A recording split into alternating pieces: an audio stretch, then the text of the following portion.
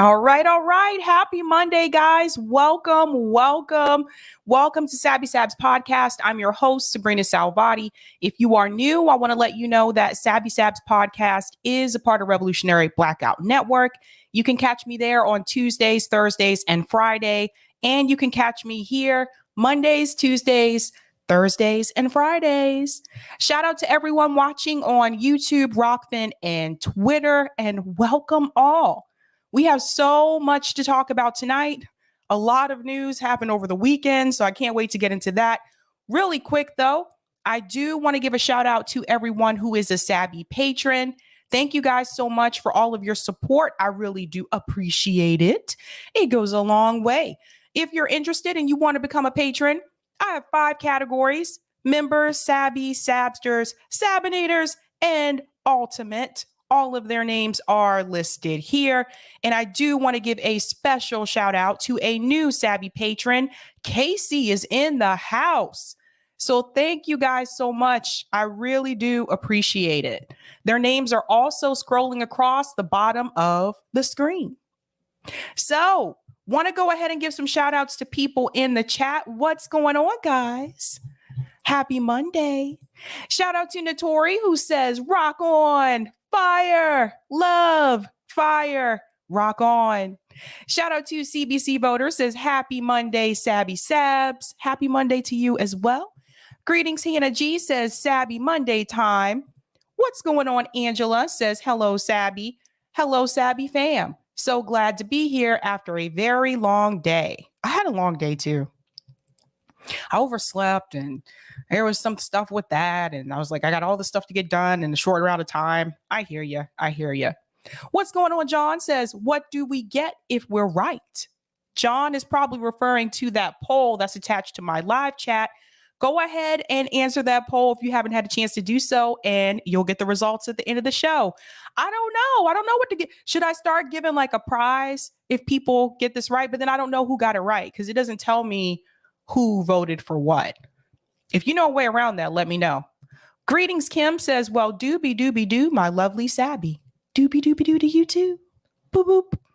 What's going on? Lawrence Johnson, who's a Sabby member, says, doobie doobie doo, free Jackson Hinkle. Ooh, we're going to talk about that tonight. Shout out to Snowy Taco, says, Sabby, Sabby, Sabby. Hello. What's going on, Gamer, says, hello, namaste, y'all. Shout out to, scrolling down here. Whoops, it jumped on me again. I don't know how to stop that. It jumps ahead and I was like about to click on someone else's name. Shout out to Eric T. Red, who's a Sabby member, says, hi there, lefty friends. What's going on, Salgato? The people lead, the leaders serve the people. They're supposed to, right? That's what's supposed to happen. What's going on, Jonathan Cooper? Hey, Sabby, ready for another great show. Welcome, welcome. Shout out to James Morrow, says, I wondered what happened to Jackson Hinkle. Yeah, we're going to talk about that tonight. And shout out to Bad Cookies. This should be a good show. I hope so, Bad Cookies. Greetings, Louis and Teets. Howdy. Howdy back at ya. What's going on? Brandy Weaver says, hello, everyone. JB Fawn is in the house. Hey, Sabs, how's those grits? Got some sugar? No. JB, we've had this discussion. I think all of you know I like my grits savory, not sugary. That's what cream of wheat is for. We can have another debate. Thank you. And shout out to Andrew Matthews for the super chat. Greetings from Canada. Not a capitalist, not as capitalist as the US, but still capitalist. And the people are too nice for a New Jerseyan to handle. People really are nice in Canada. I used to go to Montreal once a year. That was before like the pandemic started, but that was something I used to do once a year. And I used to go up there around the fall because that's when the Bruins play the Canadians. And so if you haven't seen them play each other, even if you're not into hockey, that watching those two teams play against each other is a sight to see. And watching it in Montreal is crazy because if you think Boston fans are crazy, go watch a Boston team play against a Canadian team in Montreal. Like, I think the name of their center is Bell Center. It's huge. It's huge. Like I thought TD Garden was pretty big, but Bell is huge. But yeah, great times. But I haven't been there since like the pandemic started, but I miss it. Like we can just drive up there. We're pretty close to it. So that's usually we just drive. And they have like some of the best food, poutine, the best poutine ever. They have this thing called Schwartz meat. It's some kind of beef. I really don't know exactly what it is, but I should probably know what I'm eating. But it's so good. And it's like you can only get it there. Got to go up there for the food, at least if you get the opportunity, at least for the food. All right. But what are we talking about tonight? I want to go ahead and share my thumbnail and get into that. Okay. Ouch. Glenn Greenwald does not look happy in that picture. Tonight, I'm going to discuss Glenn Greenwald exposes Liz Cheney. What did he say about Liz? And is there some truth to that? We're going to get into that. I'm also going to discuss Jackson Hinkle bad news. Yes, guys, I'm sorry, but I do not have good news to deliver about that. I'll show you about that as well. I'm also going to discuss farmers' plead. So what has Joe Biden done, particularly to Black farmers in this country? They're speaking out about it. I want to get into that. And probably the most epic story tonight, Sri Lankans fight back. If you have not seen those videos, I'm going to show it to you tonight. The people rose up and the people said, we are not going to take this anymore. Not up in here. Love it. Love it. Yeah. No bad cookies. I know about shawarma, but there's a meat that they have in Montreal called Schwartz. I think so. Yeah, it's called Schwartz. I'll show it to you later. But I've had shawarma too. I can have that here. All right. So the first story we're going to get into tonight is the farmer situation, and this affects all of us. This is where we get our food, not so much from the grocery stores, but it starts at the farm first. And some of the farmers have been speaking out recently. They were on MSNBC. A gentleman from the Black Farmers Association is talking about the difficulties that they are having right now. And I want you to hear what he has to say. Joe Biden, you made some promises to people and they are not happy with you. See, it's not just us. It's not just us. We have to stop taking our farmers for granted. Let's go ahead and play this clip here. Maybe Homeboy should worry about that subpoena down in Georgia instead of what farmers get. But as you heard, in 2021. Whoops. Let me give you an example of something that really bothers me. In this bill, if you're a farmer, your loan will be forgiven up to 120% of your loan, not 100%, but 120% of your loan if you're socially disadvantaged, if you're African American, some other minority. But if you're white person, if you're a white woman, no forgiveness as reparations. What has that got to do with COVID? Maybe Homeboy should worry about that subpoena down in Georgia instead of what farmers get. But as you heard, in 2021, Senator Lindsey Graham had the temerity to object to a small portion of the COVID relief bill that would provide a $4 billion fund for disadvantaged farmers, about a quarter of whom happen to be Black. Now, for clarity, the Department of Agriculture says 97% of the $9.2 billion from Trump's coronavirus food assistance program went to white farmers. That's a Okay, let's pause here for a second and let's look at these numbers. Now, this was in reference to the pandemic food assistance program. This was supposed to go out to all of the farmers. But as you can see, there is a difference between what the farmers received depending on their race. White farmers received $6.7 billion. Black farmers, $15 million.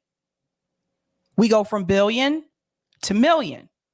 That's a significant difference. Latino farmers, 100 million. Native American, 76 million. And Asian American, 17.6 million. Out of all of the groups that are represented here, Black farmers receive the least amount. This was a part of a $9.2 billion package.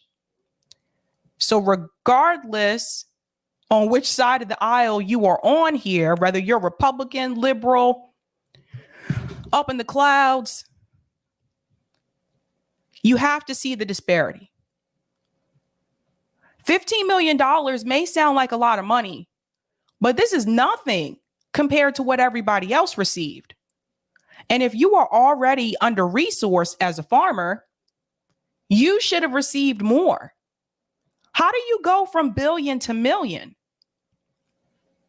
So she actually has a farmer on that is a part of the Black Farmers Association, and he's going to tell you how he feels and how he is affected. So let's take a listen.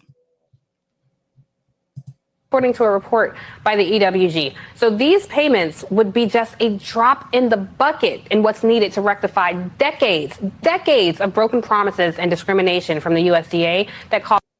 Okay, I want to pause here 1 second too. Now, Black-owned farms in the United States, 1920 versus 2017. In 1920, there were 950,000 Black farmers. In 2017, 35,000 Black farmers. And that was a couple years ago, so it may be even less than that today. And you can see where the majority of Black farmers were. So that's the dark green here, the dark green spots. And now you can see how they've disappeared. They have decreased a lot. And one thing I do want to point out that I'm not sure if he mentions this, I don't remember him saying it, but one thing I want to point out, what you have to understand, the money, most of the money that's going to the white farmers is going to corporations. Most of the Black farmers, they're kind of rogue, they're on their own. So essentially, this is another example of the United States government protecting corporate interest. And this is something I've talked about before, right? I told you they usually don't pass legislation unless it has some type of corporate interest. So that's something I want you to keep in mind. They were protecting the corporations first. That's why they received the most money. Black farmers to lose roughly 90% of their land between 1910 and today. Now, a little over a year later, and the debt relief program has stalled. Why? Because they're meeting resistance from banks and white farmers, leaving these farmers deeper in debt as they deal with soaring costs for supplies like fuel and fertilizer. I swear to God, it's exhausting. Joining me now, John Boyd Jr., founder of the National Black Farmers Association, and Dania Davy, I hope I didn't mess up your name, Director of Land Retention and Advocacy at the Federation of Southern Cooperatives and Land Assistance Fund. So happy to have both of you. John, I want to start with you, looking so handsome in your cowboy hat this morning. That was kind of funny. But one thing I want to point out that she mentioned there is that they're having trouble with the banks. This should sound familiar to you guys. This isn't the first time that the Black community has issues with the banks. The government will send that money to the states and it's supposed to go to Black communities, but a lot of times it stops at the bank. So if you can't get the money from the banks, then what are you supposed to do? Let's let them go on. Tell us what you have lost so far and what you are at risk of losing as long as this relief fund is mired in this resistance from white farmers and the banks. Well, thank you very much for having me. And as I said on your show earlier, when Senator Lindsey Graham made those comments, he should be ashamed of himself, because I've been lobbying him for years about the plight of the Black farmers. We've lost millions of acres of land. We've lost our way of living, our livelihood, and the COVID relief spending bill that provided the $5 billion in debt relief, $1 billion for outreach and technical assistance, and the other $4 billion for debt relief was a 30-year-old ask from myself and others.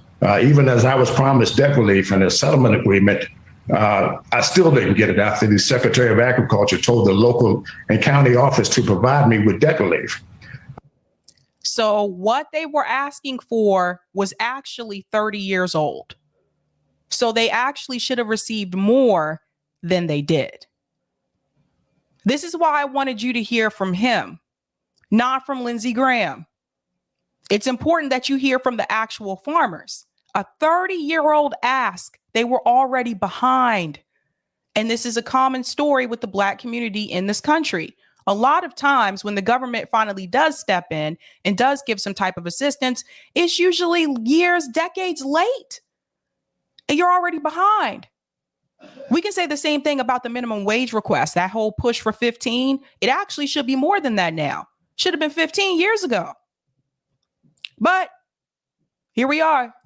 I want to let the audience know it was white farmers who got basically all of the debt relief for the 30 years I was asking Congress and the courts to provide debt relief to black farmers. White farmers got debt relief in this country with ease, and black farmers like myself were denied the time and time again to get debt relief in this country.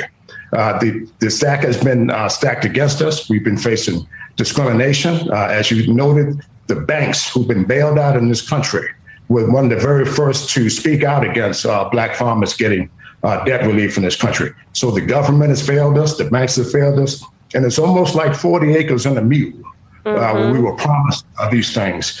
And every time there's a pot of money that's supposed to go to black farmers or black people in this country, we're told we have to wait.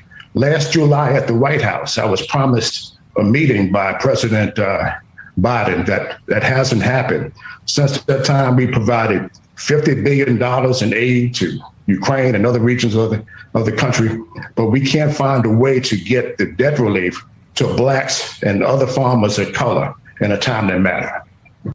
That's right. And I'm so glad he referenced them giving billions and billions of dollars to Ukraine instead of the American people. This can affect all of us. This is our food. We need to help the farmers.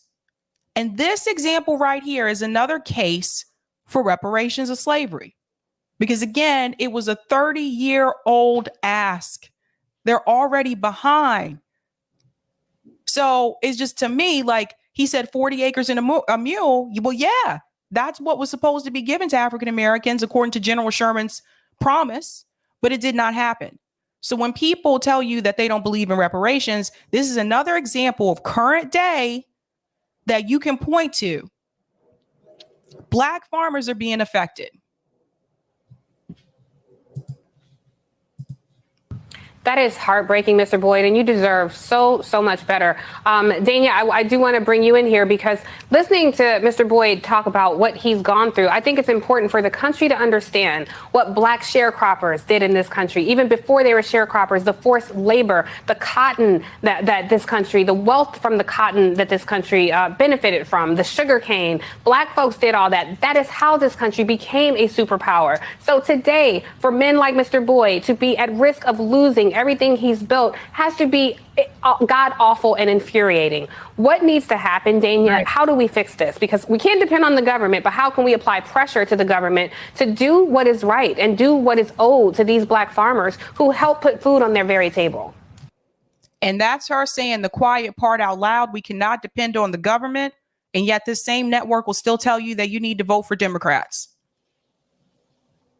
She just let you know we cannot depend on the government. And this is the case for mutual aid. This is the case for community building. This is the case for us helping each other and not waiting on the government to come in and do what they need to do. We cannot rely on them. And she just admitted what I've been saying to you, what RBN has been saying to you, Hardlands Media, a lot of these smaller channels have been telling you for a long time. You can't depend on them. So I want everybody, somebody clip this. Her saying you can't depend on the government, because this is something we can point back to when they try to guilt people to vote for Joe Biden again or whoever else is going to end up in that seat. This is something we can point back to and say, excuse me, but even MSNBC said we can't depend on the government. So why should we vote for you?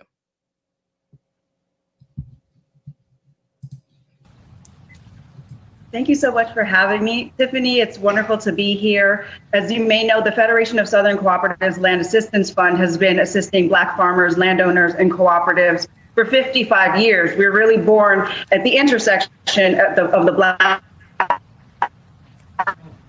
cooperative development. What really needs to occur is for to listen. She had a little bit of breakup there, but I want you to look at this chart. Black farmers in the United States, number of black farmers decreased from 1 million to less than 50,000. That's embarrassing. That should have never happened. To the advocates like myself, Mr. Boyd, and others that have been expressing the ways in which the debt relief being held up is exacerbating an already existing wealth disparity. We've seen estimates of over $300 billion worth of wealth, and that's only if we count the land loss. That's not the exploitation of labor. That's not the exploitation of a way of life, of the meaningful relationships and connections between one generation passing on farming to the next. And I think that because of the wealth gap that this continued land loss is creating in our community, there definitely needs to be a holistic solution. We really can't look at it as an issue that the farmers need to deal with individually as groups. This is really an institutional problem that needs institutional solutions. And so organizations like the Federation have presented many, many solutions because our members, they're Black farmers themselves, our state coordinators, Mr. Ben Burkett, Mr. Cornelius Key, they're farmers, they work with the Federation. We've made suggestions over the decades, and the government really just needs to take our suggestions seriously because this is going to result in the next wave of Black land loss. They're not going to take your recommendations seriously because of two reasons. Number one, you are not a corporation. And number two, you're Black. I'm not going to sugarcoat it for you. I'm just going to keep it real. And she's letting you know this is going to contribute to Black land loss. You think Joe Biden really cares about that? No. The Democratic Party and the Republican Party, neither one of them care about that. Then you have someone like Bill Gates who's buying up all this farmland. Absolutely. And if you're even a modest student of history, you know these things are very intentional. It is intentional to strangle the life out of us, however you do it, either physically or even through wealth. And that has to stop, Mr. Boyd. So if you can, Mr. Boyd, if someone from the administration, let's say President Biden, is watching this program right now, what is your message to this administration and the sense of urgency that Black farmers are dealing with? Please go ahead. Uh-oh. Absolutely. We're in a farm crisis, America. We're in a food shortage, America, and that includes Black farmers as well. We're facing all-time highs in the cost of diesel fuel, $6 a gallon for diesel fuel.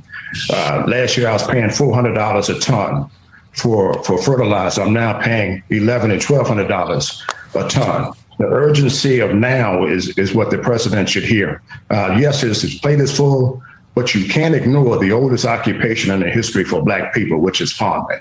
The National Black Farmers Association has been fighting for decades through court remedies and through act of Congress. I wore so many pair of shoes asking members of Congress to help us fix this. We can bail out the banks. We can bail out corporate America, the airlines, all of these people. But we can't help the oldest occupation in history, where we came to this country as slaves, sharecroppers, survived the horrific laws of Jim Crow. And we're still here. We're still here fighting. And for the people that are watching this, I want them to know today that I'm going to die a farmer. Whether the government does it, we're just about ready to give up on the government doing the right thing for Black farmers. And it's time for the general public. They're going to ask for that Black vote, though. Come November this year, they're going to ask for that Black vote. Come 2024, they're going to ask for that Black vote. So for people who continue to make excuses for the Democratic Party and say that we need to vote for them because they're the lesser of two evil, they're essentially stealing future wealth from Black farmers. He's not going to have anything to pass down. How is this any different from before? To save the Black farmer. They can help support the National Black Farmers Association. And for corporate America, we're receiving a deaf ear and a blind eye, from people like Walmart, who said 30% of the food is sold at their supermarkets, but they don't want to contract with Black farmers and invest in infrastructure for Black farmers. Companies like PepsiCo that talked us through for 2 years and then say, well, you know what, board, we're going in a new direction. What direction? When all your farmers are white. We need contracts, we need infrastructure, and we need access to credit. And Mr. President, we need it now. You indeed do. That's right. That's right. I'm going to go ahead and stop it there. So I want more people to talk about this, because until someone actually sent me this clip, until I saw this clip, I didn't realize this was going on. I don't really know many farmers. I don't. I mean, I live in the Boston area here. I don't know many people that farm. Like, I wasn't one of those people that grew up on a farm. I know my grandparents grew up on a farm, but my grandparents aren't alive anymore. But I want you to tell more people about this. And I'm going to sit back and see if other people cover the story. Because it shouldn't just be covered when it's the majority, when it affects the majority. It should be covered. If it's Black farmers, that should be covered as well. So that's that. I'm going to go to some of the comments and I'll go to the next story here. Bad cookies. Sabby, most of the white farmers corporations, that's right, that buy up farmland and don't farm in order to collect government kickbacks. It's money laundry for the wealthy. That's right. Leroy says protecting corporate interests while playing the division game on the ground. Aha. Indeed. Thank you for this super chat, Jay the Informant. Sab. He sounds just like Marcel Dixon. He does kind of sound like him, huh? Yeah, he does. James says the government is trash. People need to do things for each other. Government leaders are crooks and become millionaires. This is true. I have to look this up again, but I think the starting salary for someone in Congress, I think like your first year, I think it's at least $155,000. I have to double check. A kid, Sabby, we must continue to actively communicate to all people of color voters, and specifically Black voters, the importance of their voting power and how Democrats, Joe Biden, have taken them for granted. That's right. That's right. JB says, I don't know any farmers, especially Black farmers. That's sad. I know. Same here, JB. I don't know. I want to go ahead and get into our next story. So you guys may have heard Jackson Hinkle has unfortunately been demonetized on YouTube. And I don't mean just one video. I mean his entire channel. Now, I'm going to get into that. I have a clip that I want to play of him actually announcing that story. I will say this before I play this. Regardless of whether or not you agree with what Jackson Hinkle has to say on his show, that's your right. You don't have to watch it. But I don't agree with people being demonetized. I don't agree with people's platforms being taken down. You can just choose not to watch it. I had a feeling this was coming. And I say this because I noticed he was getting penalties one after another. At one point, I think it's multiple times this year alone, he was, I guess, put on a probation, so to speak, suspended from YouTube, where you can't stream for like a week. That affects your money. For those of you who don't know, like live streams is really how we get to make anything, because we don't get much based on just the ads alone for the clips and stuff that we upload. But we do that because some people just want to see just that one story and not sit through a whole live stream. And I totally get that. But that definitely will affect his revenue. So I know that he had been suspended, I believe, twice this year. He came on one time to talk about it when it happened. He came on another time to talk about being banned from PayPal and Venmo as well. Actually, that was pretty recent. So I had a feeling that this was coming, that they were coming after him. And I'm going to tell you why I think they came after him. But first, I want to go ahead and play this bit here. How's it going, everybody? It's been a minute since I last talked to you all here. It's actually been 8 days now, I believe. And there's some pretty crazy reasons why I haven't been uploading videos or streaming for the past 8 days. I'm sure you've noticed I've had many people reach out, and some of you already know, but I kind of wanted to address it here because I had some, well, the first thing isn't that crazy, but I have a few points here I need to get to. I just want to add in here too, when he says a few people have reached out, it was interesting because people reached out to me too. I'm not kidding. Like, people emailed me, people DM me asking me what happened to Jackson Hinkle. It was just really interesting. But here we go. The unthinkable has happened. As some of you might not be surprised to hear what has happened to me, but for me, I don't know. I just didn't think this was ever going to happen, but it finally happened. So this is what happened. And first of all, I want you all to drop a like on this. Please comment below, subscribe if you haven't, and most importantly, share this video, because this is an issue that's obviously not just, centered to me. There's a lot of people who are affected by this. So share this video. Okay. Anyways, so 7 days ago, I was suspended from YouTube. YouTube is my main streaming platform. It always has been. It always will be, hopefully.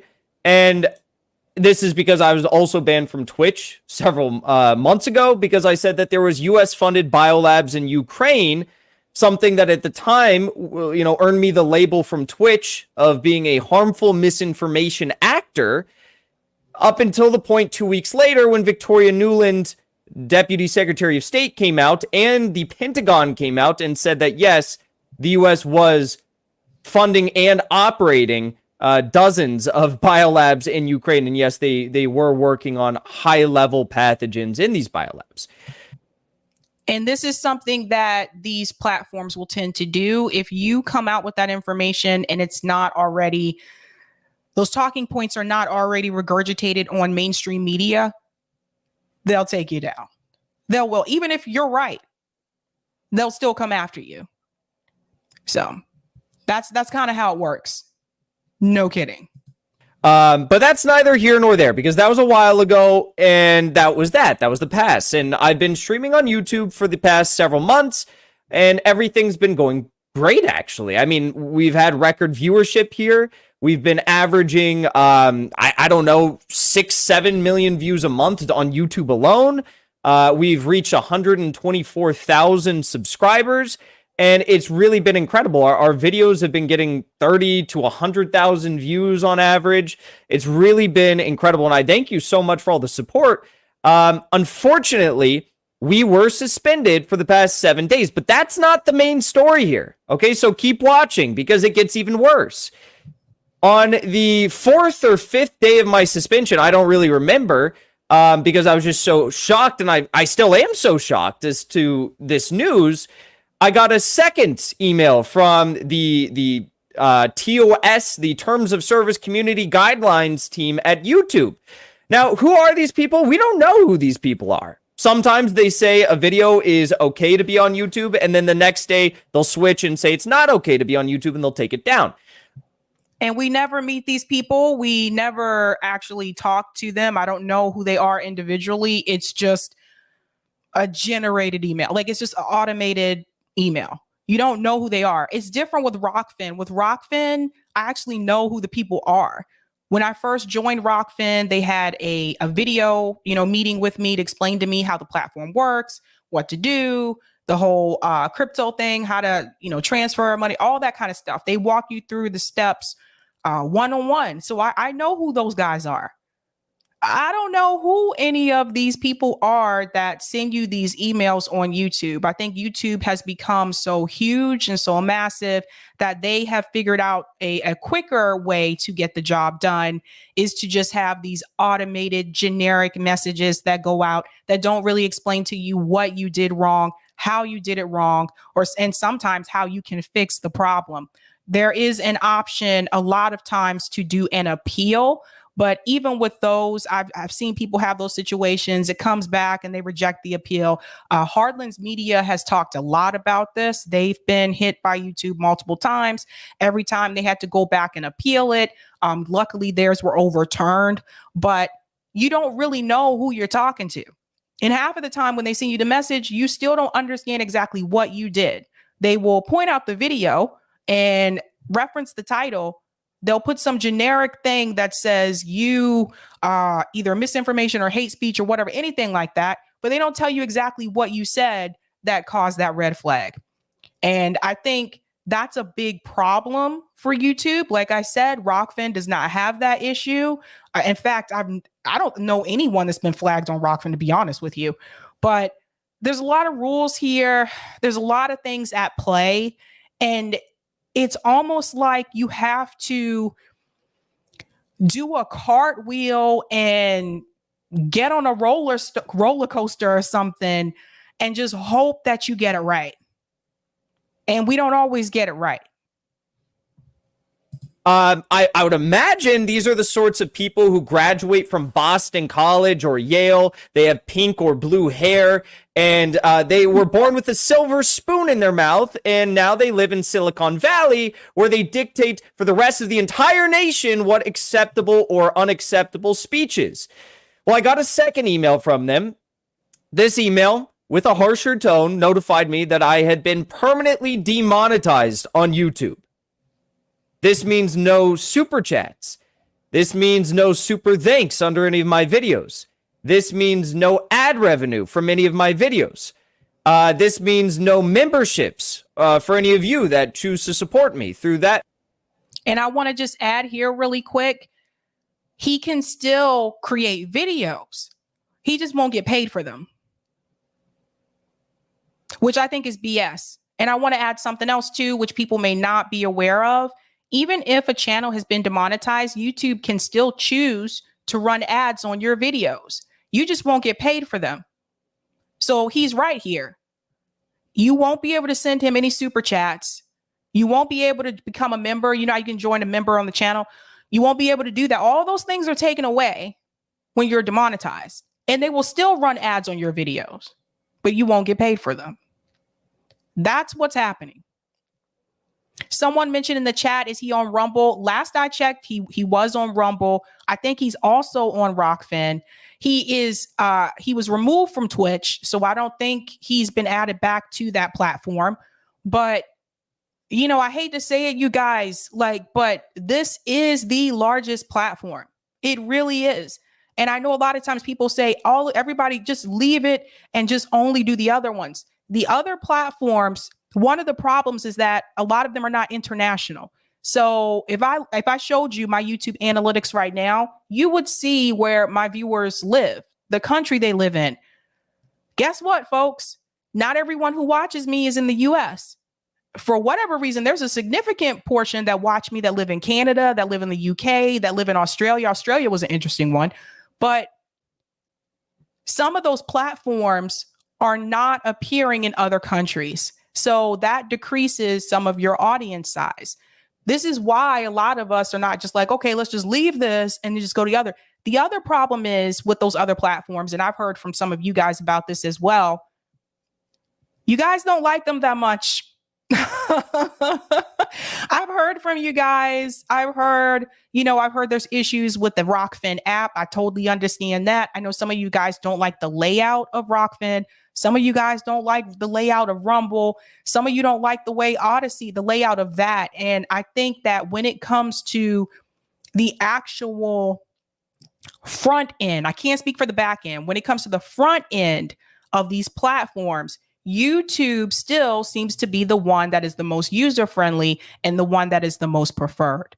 I'm not sure how we fix that, but the fact that YouTube is attached to Google is a big problem. And as long as YouTube is attached to Google, it is going to remain the #2 search engine in the world. It is going to remain the #1 video platform in the world. We have to break up big tech. And until we do that, I think this is still going to be a problem, right? Through those means as well. This means I can't raid people on YouTube anymore either, which is something that I've helped grow other people's channels with. It's a feature that is really beneficial because we've been getting 5,000, 6,000, 7,000 people watching our live streams, and then we can send them over to another streamer that has a similar point of view as us, and we build our audiences. Okay, so if you don't get the big picture here, that amounts for, I don't know, I'm guessing maybe like 80% of my income. You guys may not realize that as well. Or actually, you may have heard me mention this on the show. How many times have you watched me and at the end of the stream, you heard me say, oh, you guys go over to Revolutionary Blackout Network and check out CJ and Nick are live now. Notice how we'll pass you on to other shows. So that's the thing. That's part of how we've been able to build our audience. Granted, my audience is not as large as Jackson Hinkle's, but this is really, it's really tough Because like, if you're a viewer and you guys are in the chat, you can tell me this. How would you feel if like you want to send, for those of you who do send a lot of super chats, how would you feel if like you can't send a super chat? Like you're watching them and you want to like reward them for their work, but you can't even send them something because the channel's like demonetized.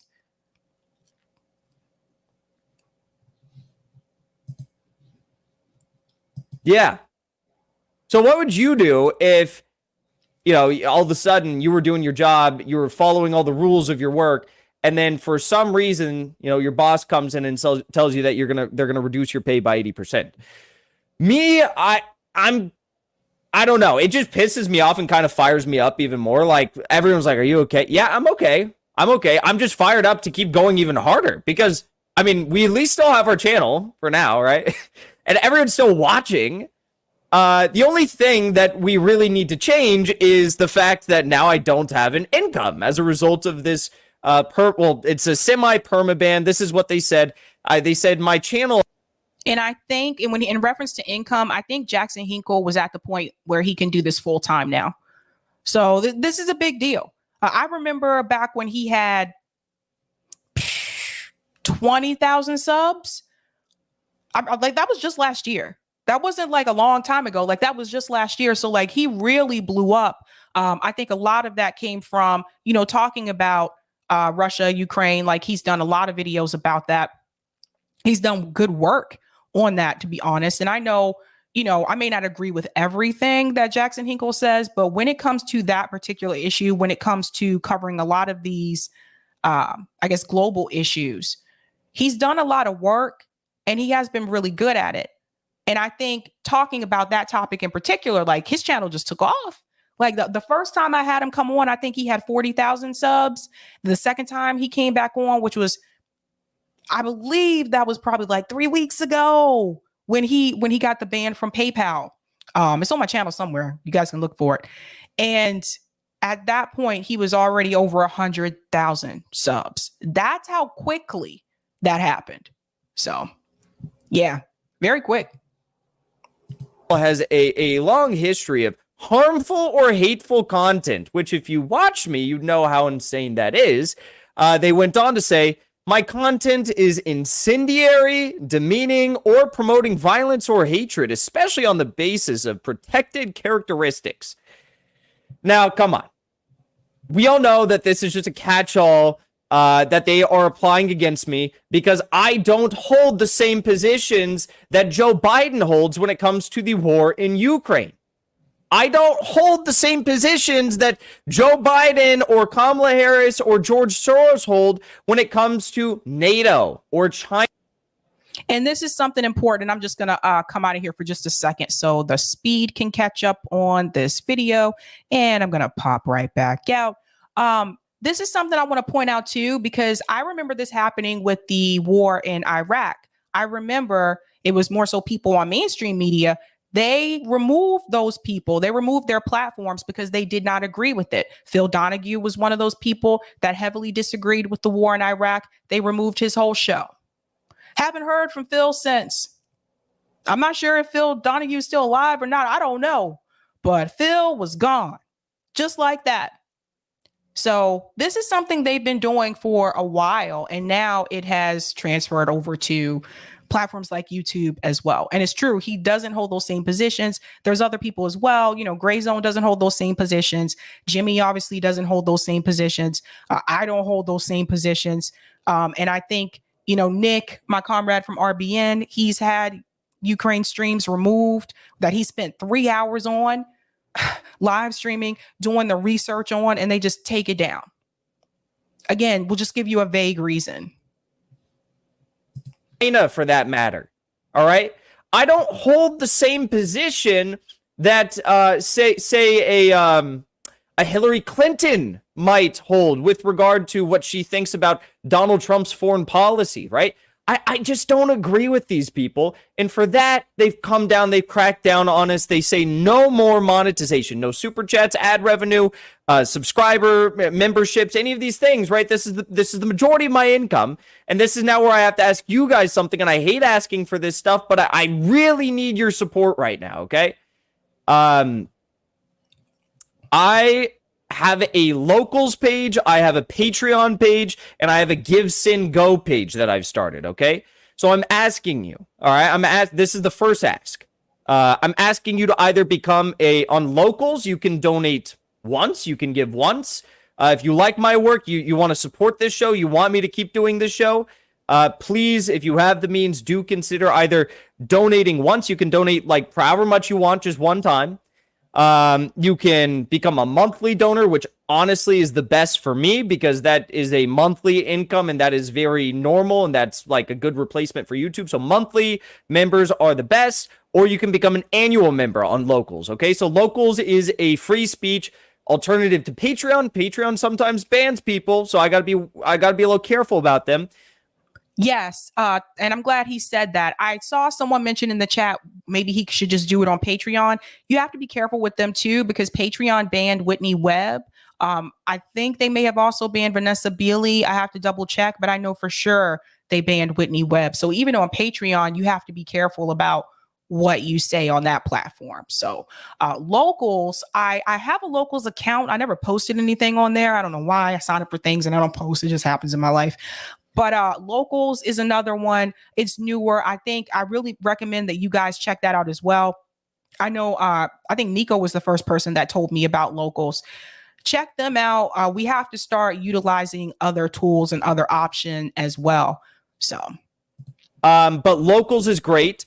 They focus on free speech. They don't take people down. So if you have the means, if you like my work, if you want this show to continue running so I can get the truth to you guys, because YouTube clearly has problems with the truth, please do consider joining as a one-time donor, a monthly member, that's the best, or an annual member on my locals page, okay? Secondly, my Patreon, you can join as a monthly member there. That also is incredible. So I have my Patreon, my locals linked below in the description and in the pinned chat below in the comment section. And I also have a Give and Go. That's an alternative to GoFundMe. So if you want to help me right now and you have, just like a single donation you want to give me or something, you can do it through Give and Go as well. So many of you are familiar with their platform. Gifts and Go, I think, is fairly new. Actually, it was Jackson was the one who told me about Gifts and Go. I wasn't familiar with it. But yeah, for those people who have been banned on PayPal and Venmo, some of them have started using that platform. So I recommend that as well. You know, help them out here. I mean, like I said before, like I don't agree with everything that Jackson Hinkle says. I also realize that Jackson Hinkle is incredibly young. So I also try to keep that in mind too. But I don't want to see anyone lose their channel, anyone get demonetized, no matter who they are. I don't agree with this. And I think it's really sad that this is happening. It's a difficult time in my life right now because I don't know if you guys can hear, if you hear it all behind me. There's literally moving going on because this week I was moving. So I was moving into a new place this week. Yeah, it's life. This is life. That happens. That literally happened to me. I kid you not. That happened to me when I got my first apartment. And by first, I mean, I didn't have any roommates. I got my first apartment and I lost my job. I kid you not. And I was like, now I got this apartment and I don't know how I'm going to pay for it. It's not a good position to be in. Not a good position. I do this. I know the risks and this is life, but this is what I do. This is my show. This is what I've done for the past, 2 years now or so. And I love it. I want to keep doing it, but I'm in the middle of moving. I've got this. Now I'm demonetized. Okay. And I'm just trying to get the truth out there. So we got locals, Patreon, Give and Go. That's the first ask. Okay. The second ask is I'm looking for sponsorships. Again, I can send you guys screenshots of my YouTube analytics. I don't know. We've gotten like 100,000 followers in the past 2-3 months. I get 7 million views on YouTube alone monthly. And then I've got Rockfin, Odyssey, Rumble views, all that stuff.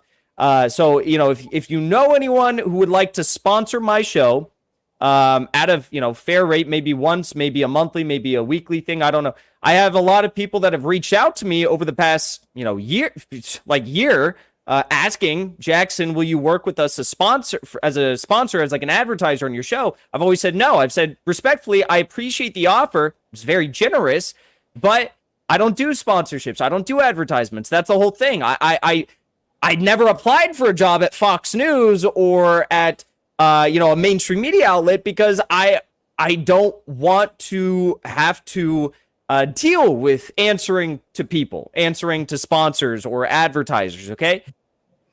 Okay, let's talk about this for a second, because this was the part, some people heard this and they were just like, oh no, he's going to be bought and paid for. He's trying to take sponsorships now.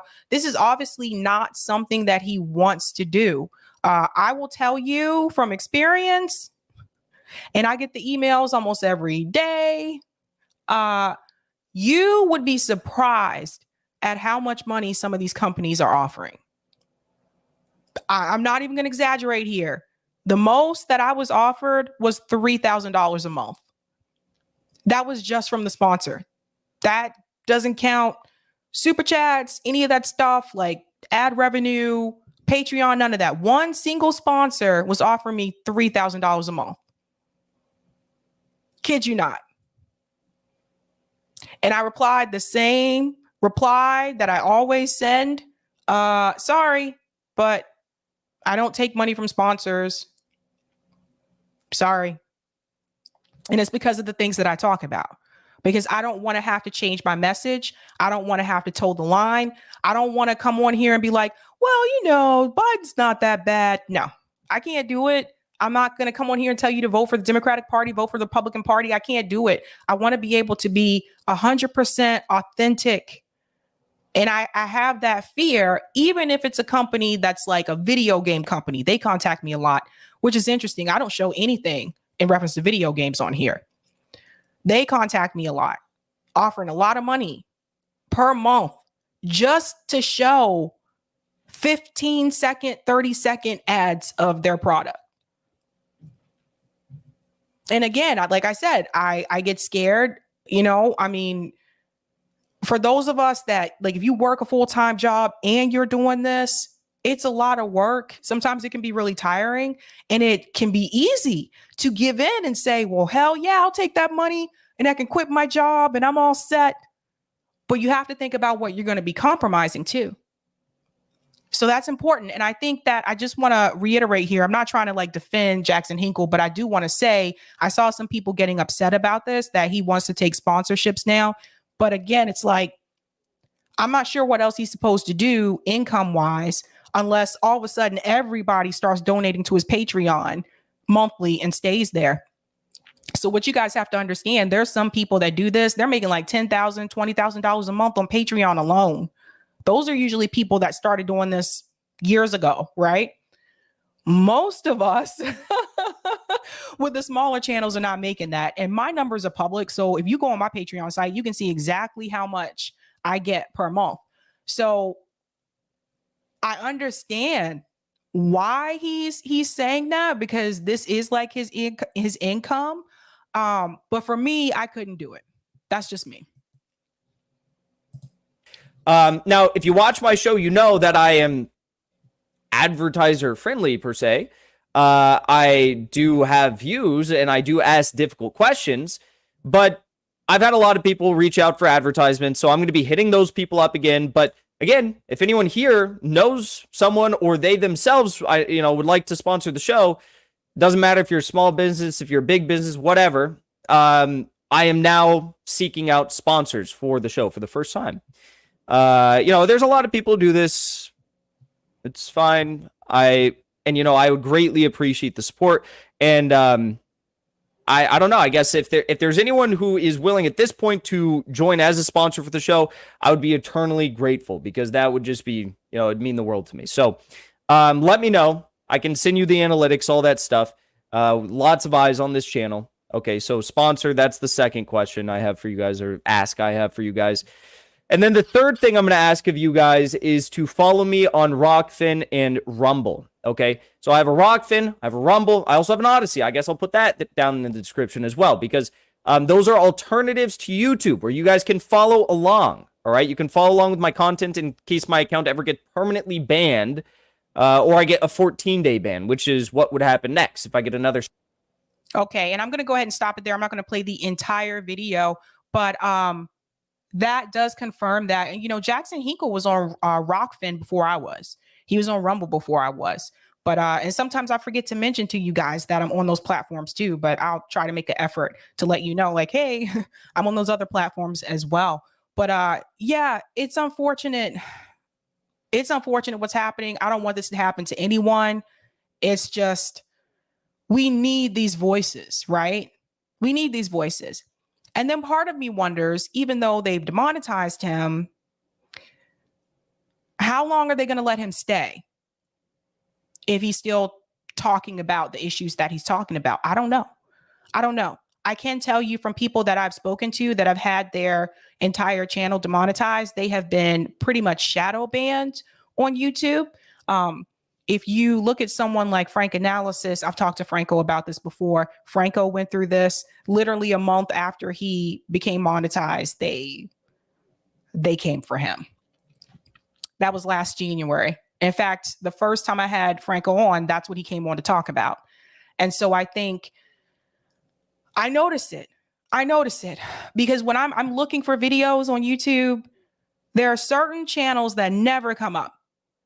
And you can do a test. You can do this as well. Go to like a channel like Frank Analysis, copy the title, paste the title in the search engine for YouTube and hit enter and see if his channel comes up.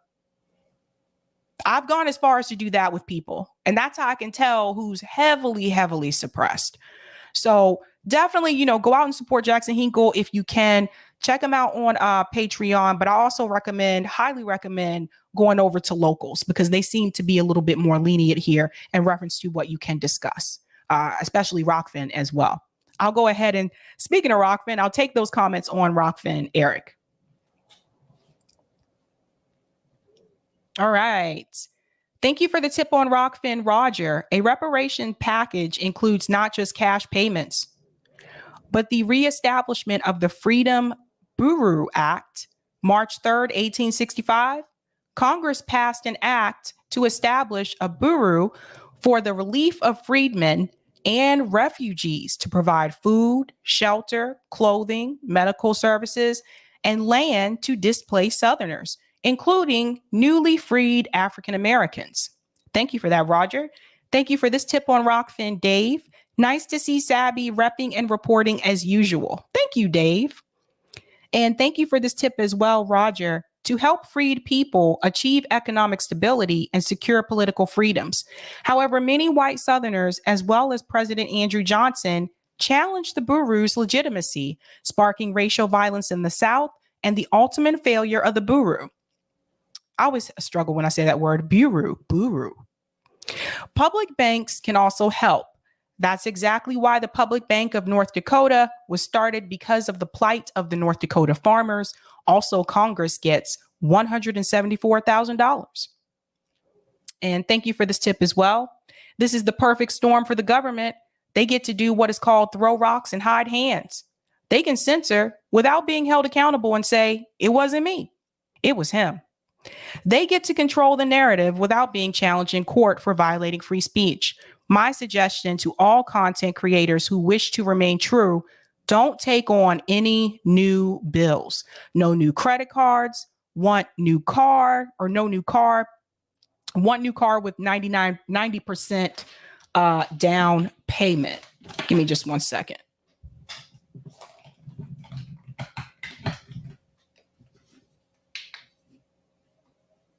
Okay. Thank you so much for that, Roger, as well. Can reiterate how people can give money to you. Oh, thanks, Eric. Yeah, thank you for reminding me that. Yes, definitely. If you want to, contribute to me, I mentioned this already at the beginning, but Eric is reminding me I should mention this as well. You can donate to me via Patreon. Their names are scrolling across the bottom of the screen. Some of you donate to me via PayPal. I think I forget to put my Cash App in the description below, but I'll change that as well. But yeah, that's how you can support my work as well. So It's really sad to see this happening. Really is, though. Angelique says maybe he should stream on Discord or Twitch instead. I'm not sure if he streams on Discord. I know he has a Discord group, but I think he was removed from Twitch. James says, hi, I'm new here. Love your content. Welcome, James. Thank you. Where Pilgrim? Donahue is still alive. Thank you. Good to know. Because I haven't heard from Phil Donahue in a long time. Thank you for the super chat, AJF. We Americans need to stop grandiosing ourselves via our leaders.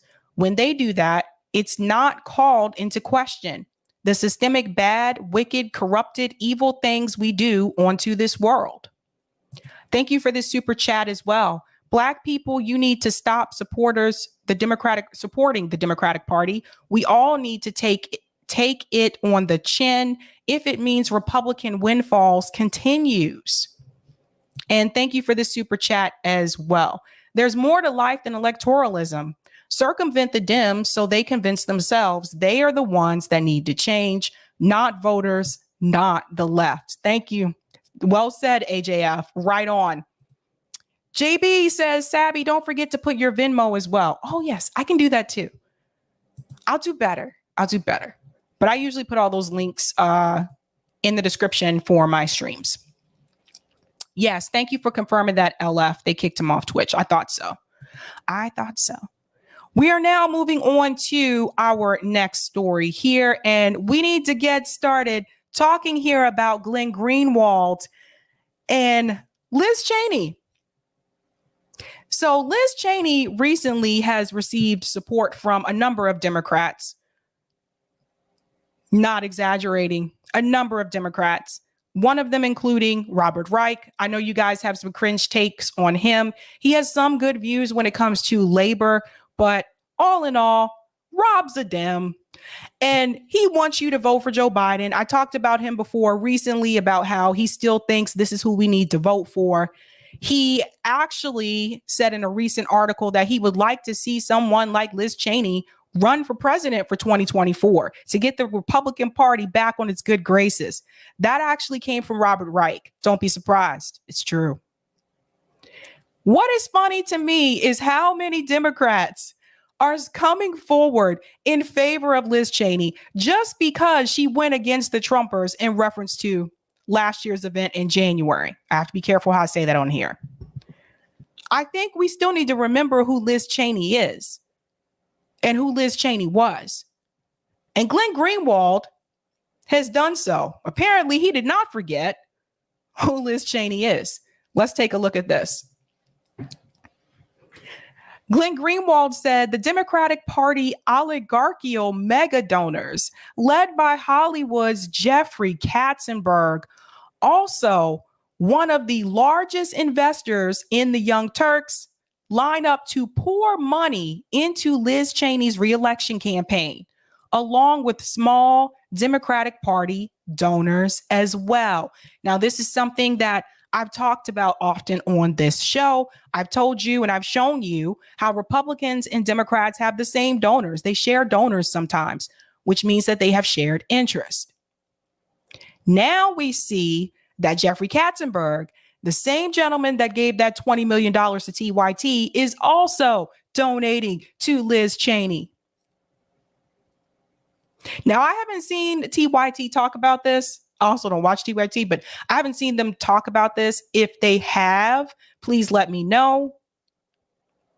But this goes back to what I've said before about the money. This is why you need to follow the money. Now, Jeffrey Katzenberg, last time I checked, he was supposed to be a liberal. And here he is donating money to Liz Cheney and donating money to TYT. So what is the narrative that is going to come out of TYT going forward? Now, I know they are not for Liz Cheney. Is that going to remain the same? Are they going to change their tune about their opinion about Liz Cheney? Let's take a look and see just how well Liz Cheney is or is not doing. She has pissed off Republican voters. She has pissed off the Republican Party. The Democratic Party seems to want to embrace her with open arms. I think people forget who she is, but I do want to show you where she stands now, and then I'm going to remind you of her past. So here we go. This is from the New York Times. Liz Cheney's latest fans, Democratic donors. Despite policy disagreements, donors like Jeffrey Katzenberg are backing the Wyoming Republican because of her role on the House committee investigating last January. Apparently, that was all it took. So let's get into this. As one of the nation's biggest Democratic donors, the film producer Jeffrey Katzenberg helped make Barack Obama and Hillary Clinton into Hollywood darlings. But this year, he is backing a surprise candidate, Representative Liz Cheney, the staunchly conservative Wyoming Republican. We agree on little, if anything. But she has done something that very, very few people in history have done, which is she's put her country over party and politics to stand in defense of our Constitution. He's referring to Ms. Cheney's leadership role on the House committee investigating last January. To help Ms. Cheney bolster her chances in Wyoming's upcoming Republican primary, she is facing a Trump-backed opponent. Mr. Katzenberg and his wife have donated more than $43,000 to her campaign and groups supporting her. And this is why we argue that the Democratic Party and the Republican Party are both right. The Democratic Party is not left. It is still right, center right at best. Because when you have someone like Jeffrey Katzenberg, who donated to Hillary Clinton and Obama, who pumped them up, now being willing to do the same thing for Republican Liz Cheney, there really isn't that much of a difference but the social issues. And this is what I've told you guys before. This is how they keep us divided. They'll pinpoint little social issues. You're not saying necessarily it's little, but they use those issues to keep us divided between left and right so that we don't focus on where the money's going and the class divide that we have in this country. Because had it not been for Glenn Greenwald, I'm not sure I would have seen this article. So he shared this and pointed this out. I know people have difference of opinion of Glenn Greenwald. I don't agree with him on everything, but he's right to point this out. The fact that here's money changing multiple hands here. Here's money going to different parties from the same person. And he's not the only one. Exxon does it. Apple Inc. does it. Blue Cross Blue Shield does it. They donate to Republicans and they donate to Democrats. You can see this on Open Secrets yourself.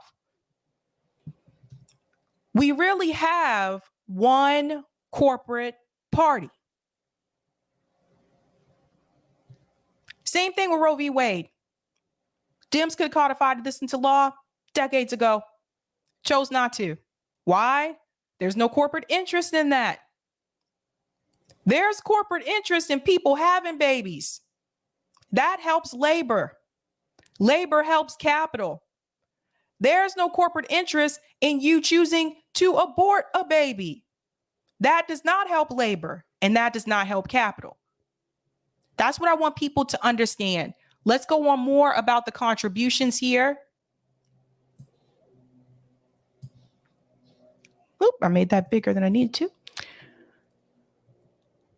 Mr. Katzenberg said his contributions went beyond that sum, but declined to provide further details. I wonder why. Saying only that he was talking up Ms. Cheney, the vice chairman of the January committee. Anybody and everybody that will listen to me with any party affiliation. You see, when it's time to exchange money, it's okay for them to have bipartisanship. It's okay for them to say any party affiliation, anyone that will listen to me. But when we choose to protest, when we choose to work together over the class issue, we're smeared. Mr. Katzenberg is one of a number of Democrats and independents who are crossing ideological lines to support Ms. Cheney, who has become a pariah in her own party for her break with Mr. Trump. A supporter of Mr. Trump for almost an entirety of his term, Ms. Cheney, who opposes abortion, supports conservative judges, and wants to expand mining and energy drilling, even in environmentally safe areas, voted in line with him 93% of the time. Now, that's according to 538. So, why are these liberals who say they care so much about codifying Roe v. Wade, who say they care so much about climate change, why are they giving money and why are they supporting someone who does not? Someone let me know. Because the fact that you would back her over that one issue because she chose not to back the Trump crew or whatever, I call bullshit.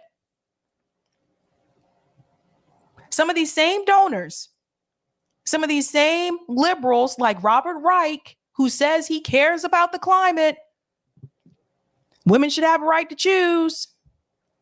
Why is Robert Reich writing articles telling people that he wants Liz Cheney to run for president?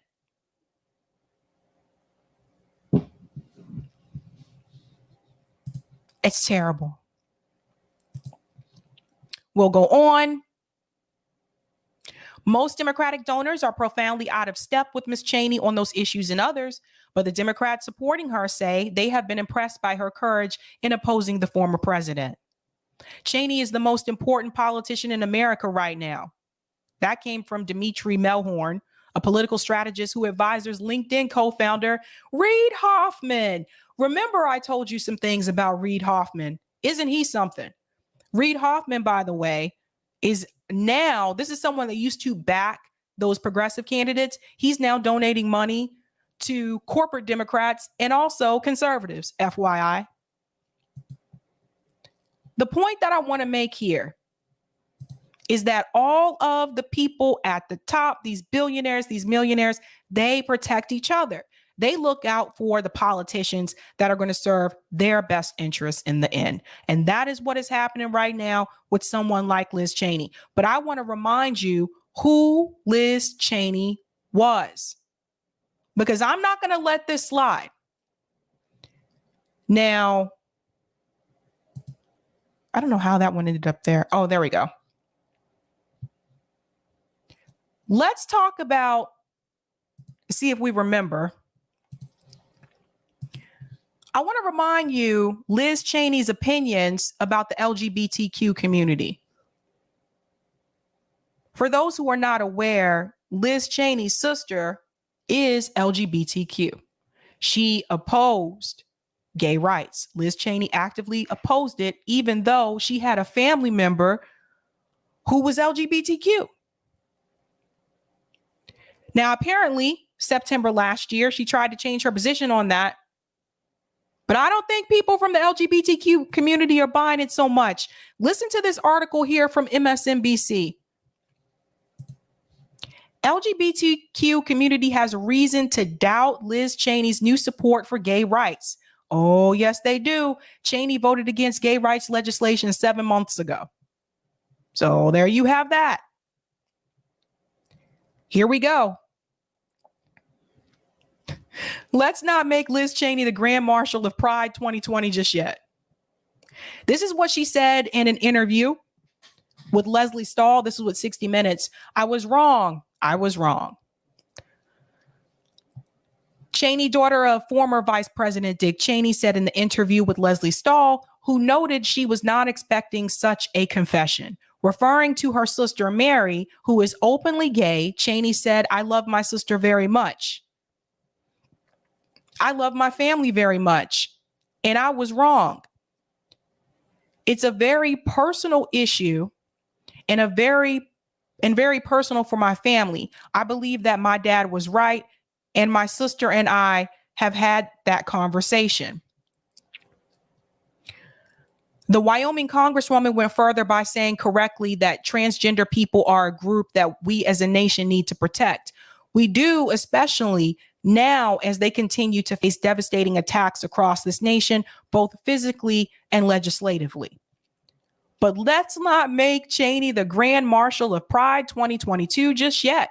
Let's instead raise our eyebrows at what she's saying. Now, this was just last year. In February, the House, in a 2024 to 206 vote, passed the Equality Act, a measure that would provide the strongest level of protections for LGBTQ folks in America, sending the bill over to a Senate where there's not enough support to pass it. 3 Republicans in the House voted in favor of the Equality Act. Cheney was not one of them. So that happened in February of last year. And all of a sudden, in this interview with 60 Minutes in September of last year, all of a sudden she has a change of heart. But she didn't have that change of heart when it came to legislation. Didn't have that change of heart when it came to vote. So you have to ask yourself, what's her plan here? Let's go back in. Her claim to stall was that she's now a supporter of gay rights at such a newsworthy moment because she has infamously held tight to her anti-LGBTQ views since 2013 when she unsuccessfully challenged incumbent Senator Mike Enzi of Wyoming for his seat, but found lots of success by sticking to her talking points opposing same-sex marriage. Her sister had married her partner the previous year. She reaffirmed her opposition to same-sex marriage in 2016, a year after the Supreme Court had made such marriages legal across the country. While it is good to hear her finally admit being wrong about something her father told her she was wrong about a decade ago, this sounds less like a change of heart and more like Cheney being aware of changing politics. Here's a fun fact you probably didn't know. Republicans actually like same-sex marriage now, and we have the data to prove it. According to the data from a 2021 Gallup poll, not only do most Republicans continue to largely support same-sex marriage, but also for the first time, a majority of Republicans finally do too. Not only do most Americans continue to support same-sex marriage. For the first time, a majority of Republicans do too. Acceptance of same-sex marriage has reached a record high of 70% nationally, and among Republicans, support for same-sex marriage was at 55%. Any Republicans in the chat? Y'all want to comment? So that's interesting.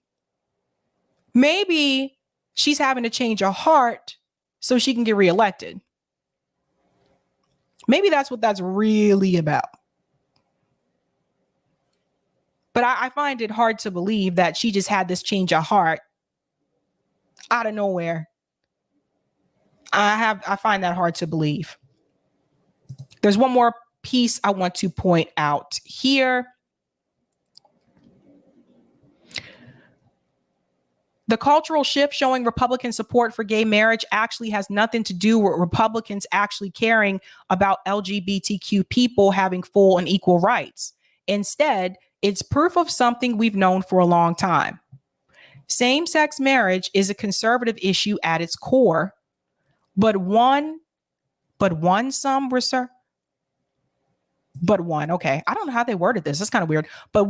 some conservatives have chosen not to accept it until now.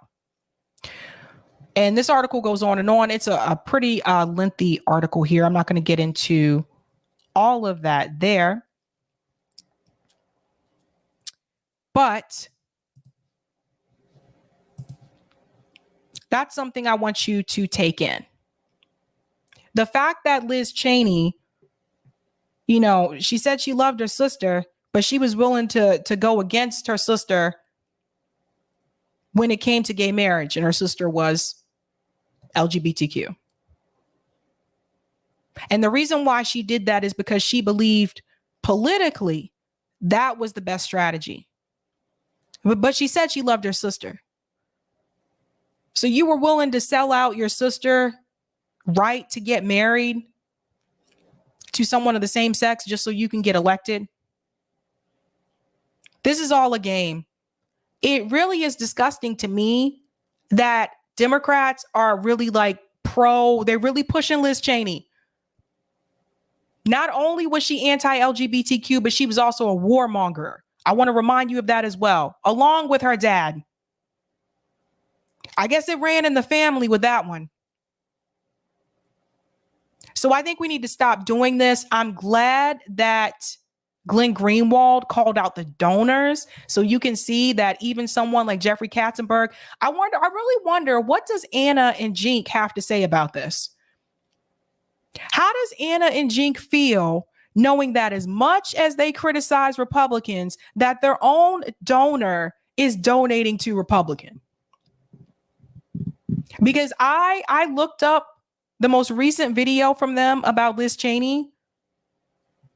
There's nothing mentioned in that video about Jeffrey Katzenberg donating money to Liz Cheney. So that's that.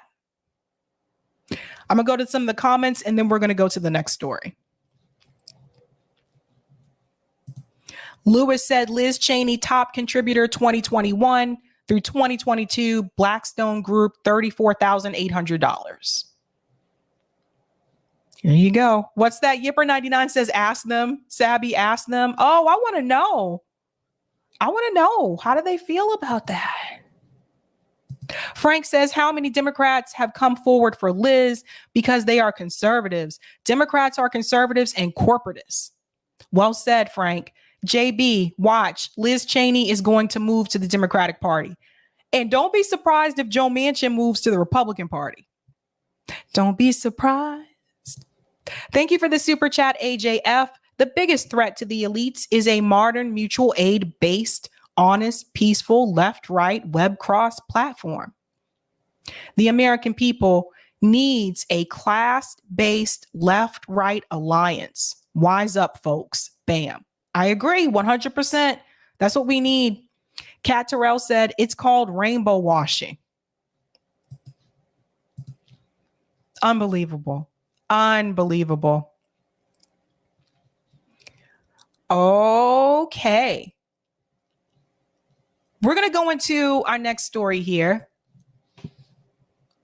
Making sure I'm in order here.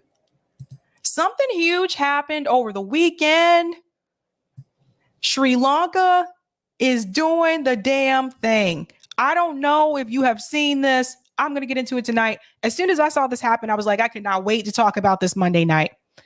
So protesters in Sri Lanka really stood up, really fought back against the establishment, against the prime minister. They came out in the thousands, and I'm going to show you video clips of that as well.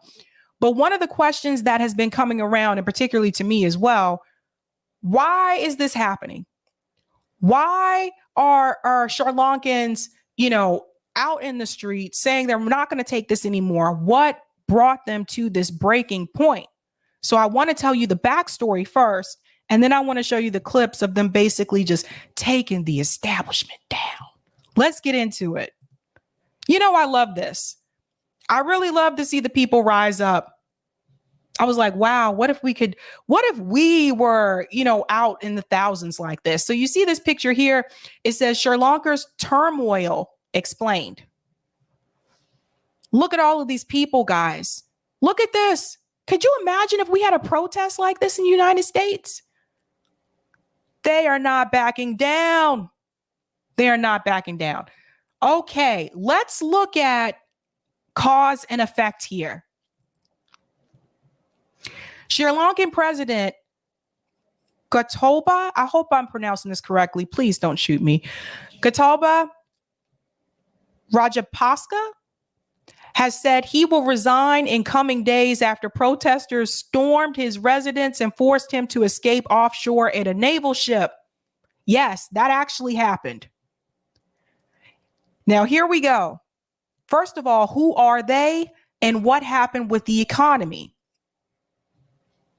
Gotabaya, 73, president since 2019, is just one member of a clan that has dominated politics in the South Asian nation of 22 million people for decades.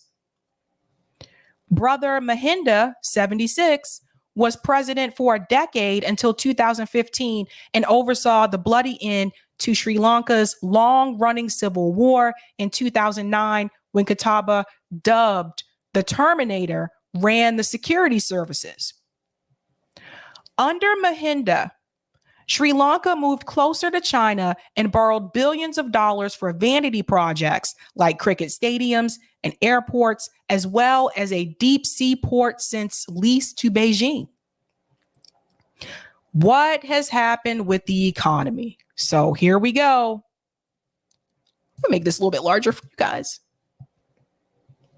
The virtual tourism sector was first hammered by Islamic extreme bomb attacks on churches and hotels in 2019, and then by the pandemic.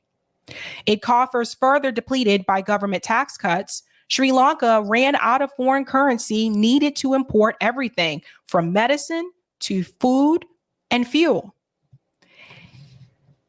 Even with help from India and others, in April, the country defaulted on its 51 billion foreign debt pile and has been for months in bailout talks with the International Monetary Fund. Here's the big question. How has this affected ordinary people? Sri Lankans had endured months of medicine and food shortages and electricity blackouts, while fuel stations have run out of petrol and diesel, despite pleas to Russia and others for discounted oil. Unofficial inflation rates are second only to those of Zimbabwe, making many goods, if they can be found, too expensive for many people to afford. The United Nations has warned that Sri Lanka is facing a dire humanitarian crisis, with millions already in need of aid. More than 3/4 of the population had reduced their food intake due to the country's severe food shortage. So essentially, it got to the point where people were starting to eat less because they didn't have enough food. So the people were pushed to their limit. And sometimes I wonder, in reference to the United States, have we been pushed to our limit yet? I know a lot of us are upset. I know a lot of us are complaining about the prices, about the food shortages, about especially the grocery store prices, the gas prices. I know a lot of us are complaining, but have we really been pushed to our limit to the point where we are willing to have thousands and thousands of people protesting out in the streets? Thousands and thousands of people ready to just leave their jobs and say, no, we're not going to do this anymore. Have we reached that breaking point yet? I don't think we have. And I think this is why we don't have more people out in the streets right now. I'm going to show you a video later of activists in the Hamptons that happened over the weekend. I don't think we're at that point. Why was he still in office after everything that he was doing to the people? Let's get into that. After months of protests, Rajapaksa loyalists went on the rampage in May. At least 9 people were killed in nationwide violence while homes of ruling party members were torched. Mahinda quit as prime minister, escorted by security forces from his residence, but Gotabaya clung on and appointed veteran politician Ranil, I'm not even going to attempt to pronounce his last name, 73, as premier. Ranil has little to show for his efforts, and on Saturday, his home was set ablaze by protesters. He was absent, even as he offered to resign too. What now? According to the Speaker of the Parliament, Gotabaya, while protesters occupy his presidential palace and pose for selfies, will formally resign on Wednesday to ensure a peaceful transition. Essentially, guys, the people rose up and pushed him out. You see, there's more of them than there are of him. They were the 99%. And they rose up against the 1%. And I'll show you the video, they actually did the revolution that Bernie Sanders was talking about and left. They actually did it.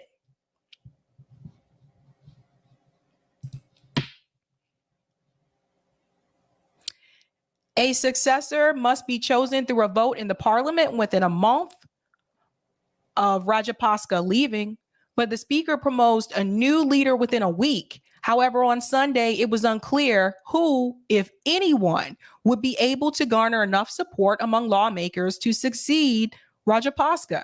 We are heading for dangerous uncertainty. This comes from minority Tamil legislator.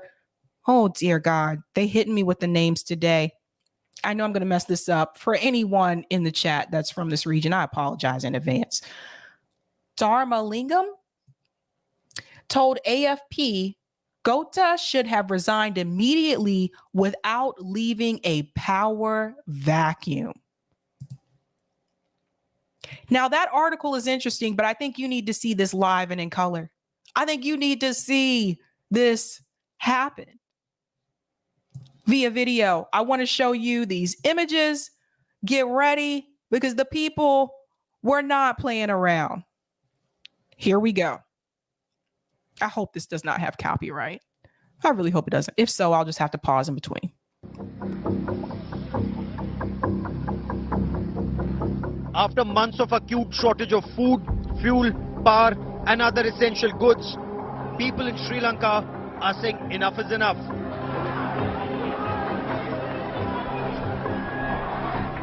Anger boiled over on Saturday.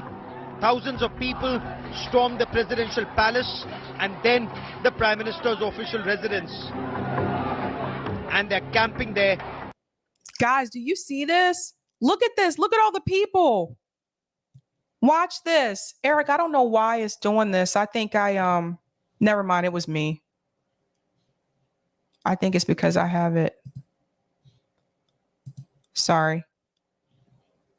No, I think it's just the video. Okay. Guys, look at all those people. Look at this. How do we get that many people out? Wait, look at this. Anger boiled over on Saturday. Thousands of people stormed the presidential palace and boom. Look at all of those people, ladies and gentlemen. This is the 99%. The people rose up. Then the Prime Minister's official residence. And they're camping there ever since. Images of people in the presidential swimming pool, on President Gotabaya Rajapaksa's bed, inside the palatial kitchen, working out in the palace gym have all gone viral. President Rajapaksa has fled to an undisclosed location. Protesters insist. Okay, so what I thought was interesting here, you guys, was that notice how they're working out like in the gym. Look, watch. In the palace gym have all. They are finally getting a chance to see just how well their prime minister was living all these years. He was living in luxury and they were suffering. And so now they pretty much ran him out of his house and they said, look, now it's our turn to enjoy these items of luxury that you've had all over the years. Now it's our turn to work out in your gym. Now it's our turn to swim in the pool. Now it's our turn to have good food that you've been having while the rest of us have been struggling and been starving out here.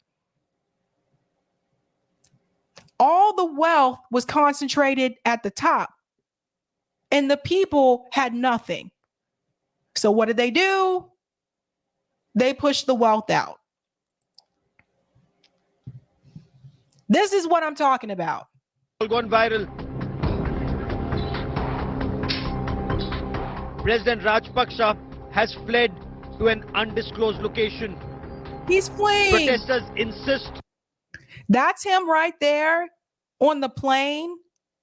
Again, I don't know why this video is doing this. I think it's just the way their video is because they have a bar underneath. But guys, that's him running away. He ran away. They ran him out of town. I'm not sure where he is now. The president must quit immediately. And they're not leaving the presidential palace till that happens. We need our life again. We know 74 years we see same faces in parliament. Now it has to change. We have a new generation, new leadership, new political concept. They have been living here in luxury. See, they're swimming in the pool. It's their turn, you guys. The people's pool. That's right, we're a pilgrim. This was the 99% rising up, you guys. You see what I mean? Did this happen through electoral politics? No. This was a mass movement outside of electoral politics where the people took it to the damn streets. Now do you see what I'm talking about? And it's not just happening in Sri Lanka. We see people really like just taking back their power in other countries abroad. It's just not happening here.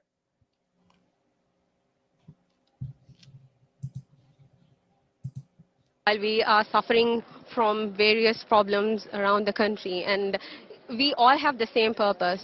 That's like a better Sri Lanka for everyone. So you believe that once Rajapaksa resigns, everything will be fine? No, it's the first step towards that.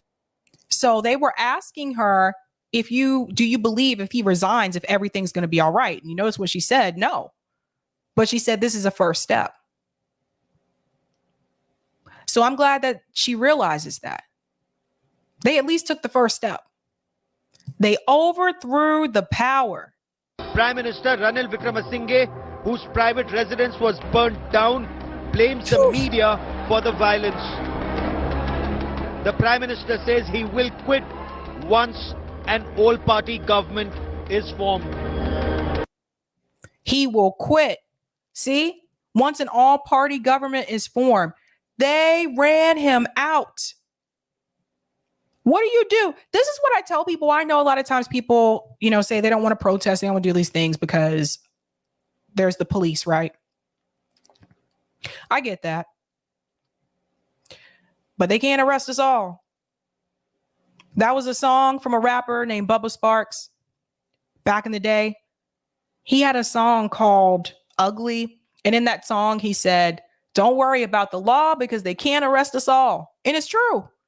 Did you see the law arrest everybody that was involved with the George Floyd protest? No, they couldn't arrest everybody. See what I mean? There's more of us than there are of them. That's the thing. Let's go back in. It gets better. ඒ වගේම අපි ව්‍යවස්ථාදායක අනුව ක්‍රියා කරන ව්‍යවස්ථාවෙන් පිට You can't pressure Parliament from outside to do things. I'm here to protect the Constitution, to listen to people's views while protecting the Constitution. What we need today is an all-party government, and I will work towards achieving it. ජනතාවගේ මතයට කන් දෙන්න.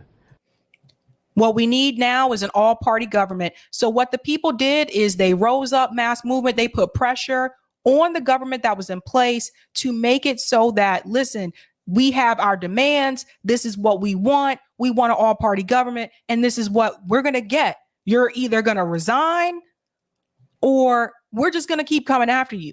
That's what they did. And what are they doing now? Reynolds was here and he said, okay, we need an all-party government. You see what I mean? There's more strength in numbers. There was more of them than the people that were in power. How dare you live all those years in luxury like that? He had a pool, fitness center, everything. And the people in your country are starving and are struggling. Capitalism sucks. It really does. Like, how could you do that to the people and not even care? Just so much greed. අපිට අද වමනා වෙලා තියෙන ස්වර්ණ පාක්ෂික ආණ්ඩුවක් ඒක ඇති කරන්නත් ක්‍රියා කරන්න. The trouble is, the political class doesn't enjoy the people's trust anymore.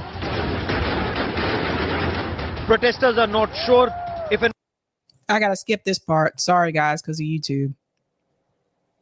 Okay, there we go. that will abolish executive presidency and strengthen democratic institutions.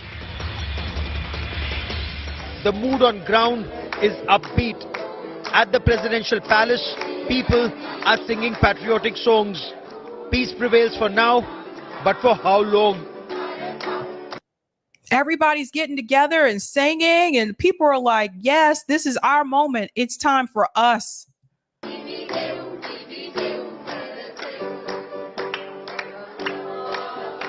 Till a solution is found for Sri Lanka's economic crisis, there will be no end to the political turmoil.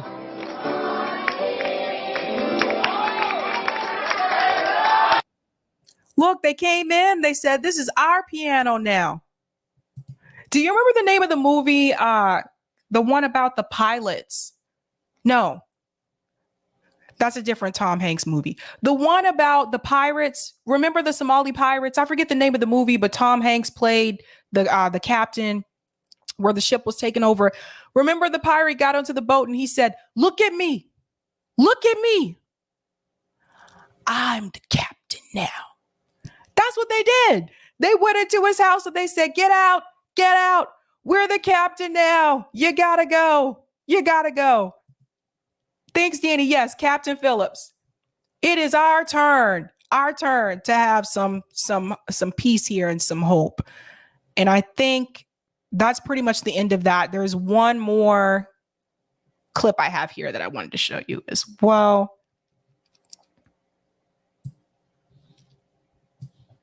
Yes, and this was posted by Liam. And I love this one. I have to share this because this is when they were all swimming in the pool. And Liam said, Sri Lankan protesters stormed the residence of the president and are swimming in his pool. I love this. I'm sorry, but I love it. They look so happy. I don't know why. I can't play. Yeah, something happened with Type VNC because I'm like, okay, there we go.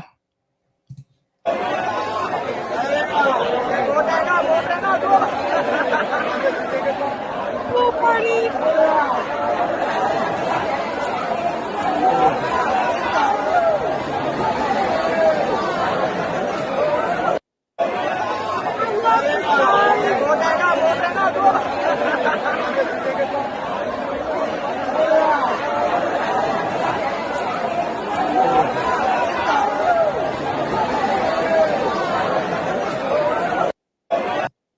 Thank you so much for that, Liam, for sharing that. I really like that. It's their turn, you guys. It's time for them to have something too. Like, I'm sorry, but it's obvious the guy was taking advantage of the people. The people were losing resources. You know, this is also posted by Liam as well. Look at them. Watch everybody rush up. They just came in. Look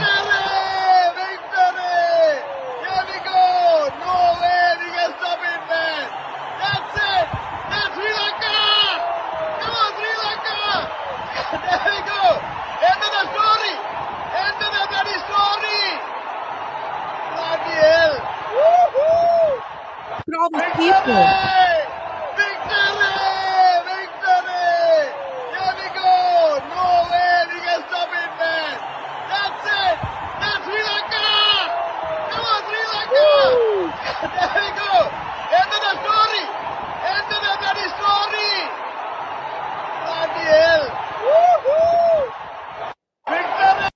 I wish I knew what he was saying, but unfortunately, I didn't have like a translation there, so I couldn't. It was hard for me to hear what he was saying.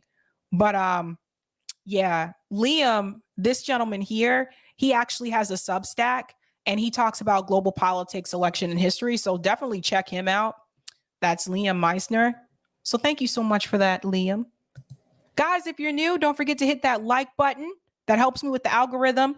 And don't forget to answer that poll. I do have a poll attached there. I got some exciting news to delivered to you. So I will be announcing that information tonight. I think I am going to, we need to talk about what happened in the Hamptons. There were activists that showed up in the Hamptons this weekend to make rich people angry. I love it. I love it.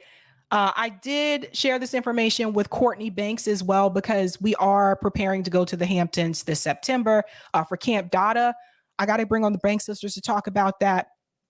Similar idea is that to pretty much harass rich people. Like, that's our plan to get our message out. But this happened over the weekend. Activists shut down Main Street in East Hampton, billionaires' favorite enclave, to demand the ultra-rich pay what they owe.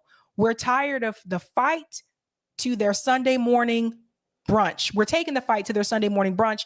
And this was New York Communities for Change. So that was the name of the group. They actually marched on the beaches as well, too. So I'll go ahead and share this for you. Here we go.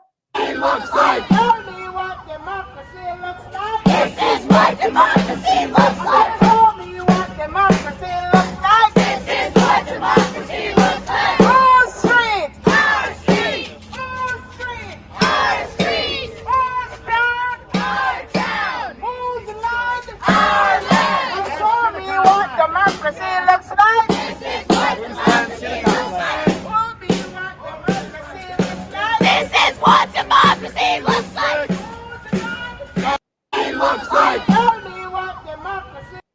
So they blocked off a main street there. Now, I know some of you are not into blocking off roads. I totally understand that as well. There is a risk that comes with that. But that was just one of the actions that they did. They also went to the beaches as well. Here's another view here. There was one video I was trying to, is this the one I wanted to? Yeah, so this one you can see the actual, how it is disrupted. What do we want it now? Yeah, what do we want? Don't get it. Shut it down. If we don't get it. Shut it down. If we don't get it. Shut it down.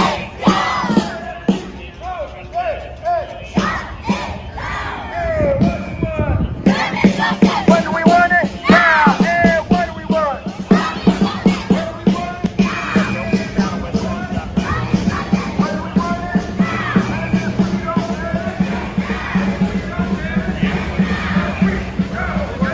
We don't get it. Shut it down. If we don't get it. Shut it.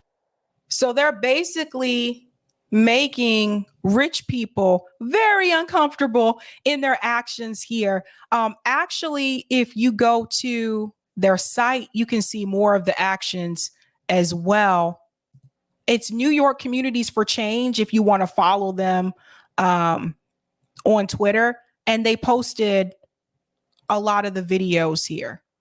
So it was covered by The Observer. Attacks the rich, climate protest shuts down East Hampton.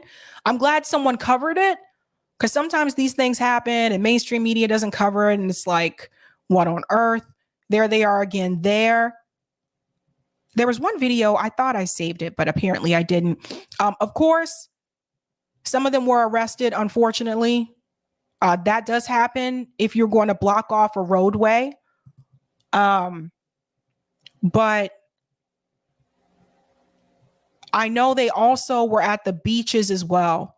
And that's the thing. Like, look at this. Look at the Mercedes. Like, disrupt them. Tax the rich again. You know, I would love to see. Eat the rich.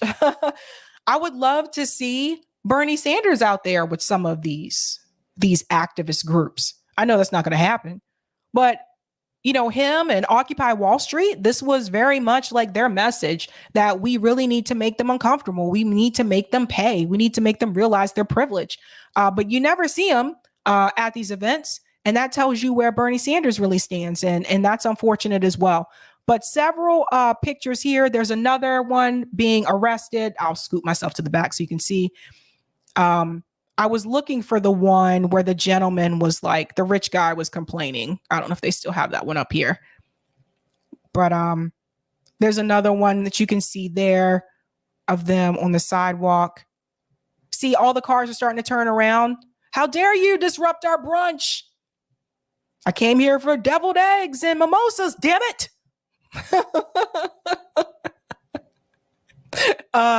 Yeah, so there were 6 people arrested. And there were also people sitting here in the streets as well. I'm not going to play every video because, like I said, there are a lot of them. But maybe this is the one with the guy. Let me fast forward and see. Is this the one with the guy? I can't play that one because of the music. They were singing "We Shall Overcome." They're arresting people here. I didn't know that this was happening. Like, if I knew about this, I could have asked like comrades of mine that live in New York if they wanted to go cover it. But I found out about it after it happened. This is why we need like tweet storms, like more people to tweet these things out so we know these events are coming up, because they could have had more people as well. All right, I don't know what happened to the guy. There was one video where there was a rich guy and he was complaining. Oh, listen to this one. So I told you they went to the beach too. So here, I want you to hear what they have to say. They pay pretty high taxes right now. So how high are we going to go? That's my opinion. Well, they want to abolish billionaires. Eric, can you make this louder on yeah. They pay pretty high taxes. They pay pretty high These are the rich people who live there. And so they were asked questions. And right now. So how high are we let's going to see. go? That might be That's her. my opinion. Well, they want to abolish They pay pretty high taxes right now. So how high are we going to go? That's my opinion. Well, they want to abolish billionaires. If they abolish billionaires, a lot of people will lose their jobs. It doesn't make much sense. People work hard to become billionaires. They pay pretty high taxes right now. So this young woman, she said they pay pretty high taxes right now. Really? I don't think so. I don't think so. Remember, Amazon paid 0 in taxes. Like, this is so much propaganda. Like, oh my gosh, people really need to. She's black, said, look at Becky. People really need to educate themselves. They obviously have not been paying attention. Billionaires are not paying high taxes. In fact, they're really smart. They have offshore accounts so that they don't have to pay nearly what they should pay in taxes, but they should pay more than what they're supposed to. That's the problem. Listen to the gentleman after her. So how high are we going to go? That's my opinion. Well, they want to abolish billionaires. If they abolish billionaires, a lot of people will lose their jobs. It doesn't make much sense. People worked hard to become billionaires. He said if they abolish billionaires, then other people will lose their jobs. You mean the jobs that the billionaires are exploiting them for? Those people are being exploited. When you have people working at Amazon and they're working long hours and they're only given a 15-minute break and people are having to pee in bottles, he said billionaires worked hard to get to where they are. Did they? How many of those billionaires are self-made? And I'd argue about the self-made part. How many? Elon Musk came from money. Come on, throw them at me. How many of them are self-made? And before people say Kylie Jenner is not self-made. She also came from money. See, this is propaganda. People have been so heavily propagandized in this country. They probably listen to mainstream media. I tell you. They listening to CNN and MSNBC and Fox. If you really think that they're paying, wow. Not only that, but just do your own research. Oh, I found the video, guys. Okay, here we go. Here's the video of the guy complaining. He doesn't like people disrupting his brunch. Okay. It's the gentleman in the gray shirt and these shorts here at 1 o'clock. Look at this guy. 12 o'clock, 1 o'clock, 2, 3, 4, 11 o'clock. Listen to this guy at 1 o'clock. It's not for profit. We do every day.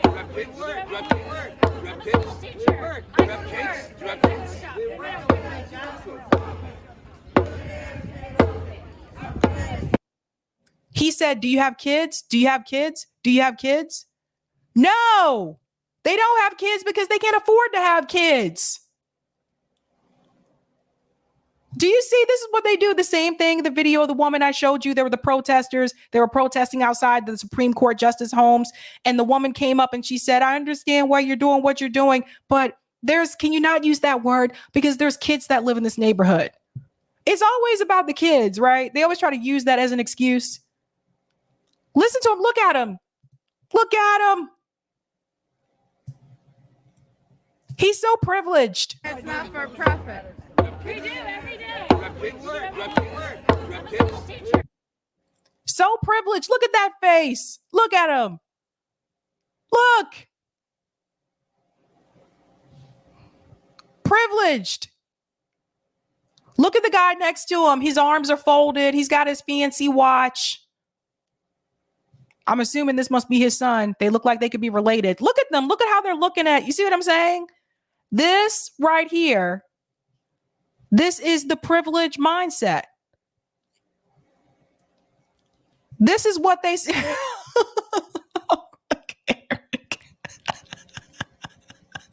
I don't know.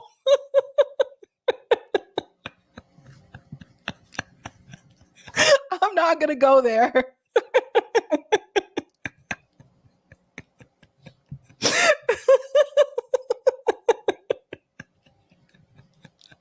I can't with you guys. I can't. I'm not looking. Okay, I can't look at the comments, but this is the privilege mindset. And this is how a lot of people, a lot of rich people, this is exactly how they think. Oh, look at these people out here yelling and protesting in the streets. They actually think they're doing something. This guy right here looks like he has this whimsical look on his face like, oh dear, I actually see a real life protester.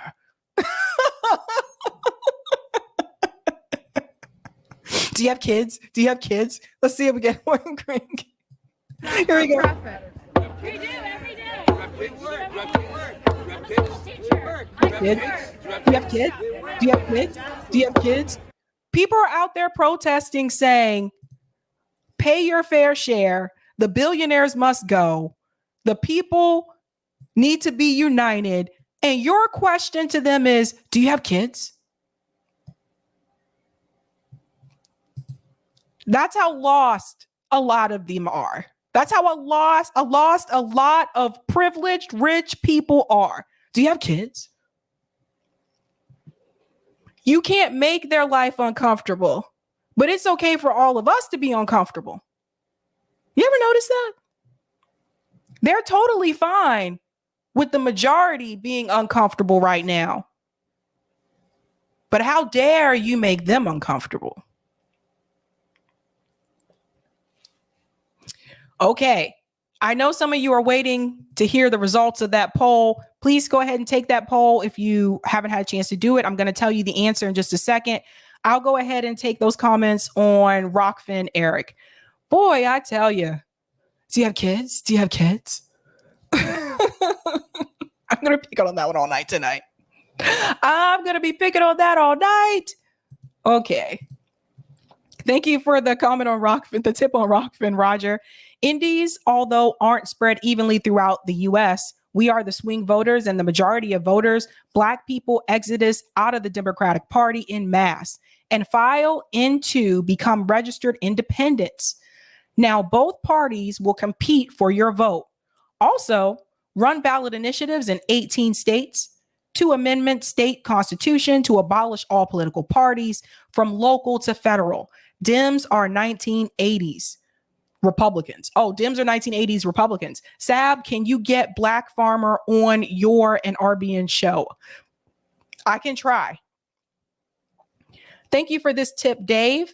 Sabby on Sri Lanka and protests. I would love to talk to your audience or you sometime about experiences here with Seattle era protests and anti-corporate globalization and many housing protests. Many don't have that much experience of large protests or kinds of protests, though your audience might be an exception to that here. Been part of an org ed some large mobilizations. Dave, can you send me an email? My email link is in the details portion of my videos. And thank you for this tip, Roger. Those who make peaceful revolution impossible make violent revolution inevitable. JFK. I'd argue that it does happen here. Occupy Floyd protests, January 6th, Women's March. The question here now is how fast will they coalesce? Form a true government for the people. If they don't, what can happen? Is it leading to major turmoil and crime? Native Americans pissed rich are on their land. Native Americans are pissed rich are on their land. Sabs, you coming to Long Island? Look forward to seeing you. Whoop, whoop. Whoop, whoop. September. All right, I'm going to go to some of these comments and I will reveal the poll result. Angelique said, why can't we have that here? Come on, let's rise up, everybody. I'm with you, Angelique. Thank you for the super chat, AJF. Liberal Republicans equals who? Someone answer this. Good question. Danny, Mark Blythe, the Hamptons is an indefensible position. My green thumb. How do people find out about protests? I find out on Twitter and Facebook. That's usually how I find out about it. I'm not sure about everyone else. Thank you for the super chat, AJF Milan. Anyone want to give the duopoly milkshakes and fruit veggies without the cups and plates? Bam. Oh boy. Okay, thanks, Eric. I just saw that. Breeze. Do you have kids? Do you have kids? Do you have kids? Oh man. Johnny, how dare you interrupt their dinner just to beg for food, right? Right? All right, Eric, you have the poll results. If you can go ahead and, I can add them to the screen. Okay, guys, I hope this was a fun poll.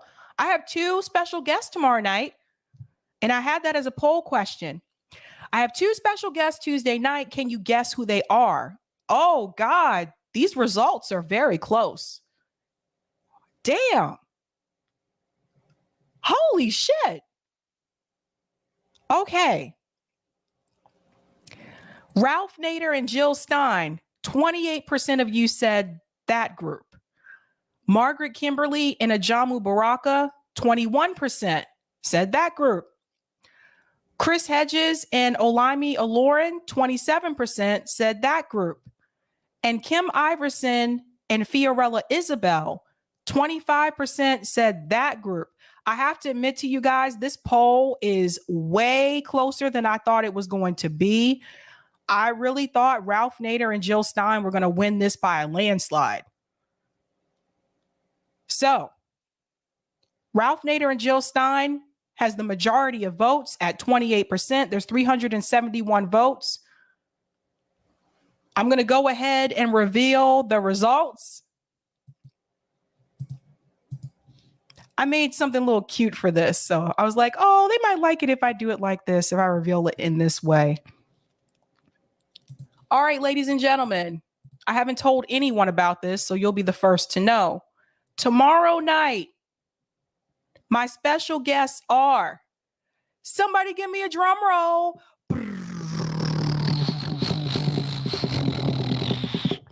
That was terrible, but I tried. Boom. Tomorrow night, special guests are Chris Hedges and Olaimi Olorin. Olaimi will be here at 7 p.m. Eastern Standard Time, and Chris Hedges will be here at 8 p.m. Eastern Standard Time. We're having 2 different subject topics here. Olaimi and I are going to talk about policing and her recent conversation that she had with Robbie on Rising, which I thought it was a great conversation. And I really do appreciate her voice being added to Rising. I really love her voice. I really do. I'm like, thank God they got somebody on there that can like just, give a difference of opinion there. And Chris Hedges will be here at 8 p.m. I have a lot of things that I'm going to talk to him about. Strategy. Where do we go politically? We're going to talk about liberals. We're going to talk about the wealth gap. We're going to talk about movements outside of electoral politics. So a lot to be discussed. So tomorrow night will be a pretty cool show. And I have to ask you guys, for those of you, there were 27% of you that said that chose Chris Hedges and Olamide. And I'm surprised because I actually thought that Ralph Nader, Jill Stein was going to win by like 50%. So for those of you who voted for Chris Hedges and Olamide, can you tell me in the chat what made you pick that option? I am really surprised more people, because I always talk about like I want to bring Ralph Nader on. I'm surprised more people didn't pick that option. So really interesting. But yes, tomorrow night, guys, get ready. Should be a great discussion. Sabby's excited. So super, super pumped. Should be a fun time. Thank you for the super chat, AJF Milan. I want us to run out of town Pelosi, Schumer, Manchin, Sinema, neoliberals, blue dogs, vote bluers, third way dim, etc. Let's do it. We got the numbers. We outnumber cops, Fed, officials. We are the economy. That's right, AJF. Thank you so much for that. Oh, this is interesting. Your reason, Captain Obvious said, I picked Hedges because he's my current favorite author. That's interesting. Ah. Who is, let's see. Love Chris, but hope you can get Ralph and Jill one day too. Harder to get Ralph. Jill has been on here twice. Actually, yeah, twice. I was about to say 3 times, but the other one was on RBN. Yeah, she's been on here twice. Hedges has been doing the circuit run for president, Chris. Ah, Sabby Sabs, I can't believe I got it right. I knew the two of them were making the rounds, so that was my bet. Iverson has been too, so that was my second guess. Awesome. Awesome. Thank you so much, guys. Well, now you know. So look forward to tomorrow night. Super pumped, super excited, guys. If you're new, don't forget, hit that like button, subscribe if you're not subscribed. Come back tomorrow night. Should be a fun night, interesting show. I'm pumped and I'm excited. Very funny Hedges gospel. Very funny, very funny. All right. I was asking because I'm wondering if my husband slipped it out to you guys because he knew when I told him not to say anything. That's why I'm asking. I'm like, that's interesting. Because when I checked the poll earlier today, it didn't look like that. So just interesting. All right, guys. It's been a great night. It's past my time. Bart, you said what time? 7 p.m. Eastern Time, 7 p.m. is Olamide. Chris Hedges will be on at 8. So, yeah. All right, guys. Sign up for my newsletter if you're new. All righty. I'm out. Have a good night. Keep up the fight.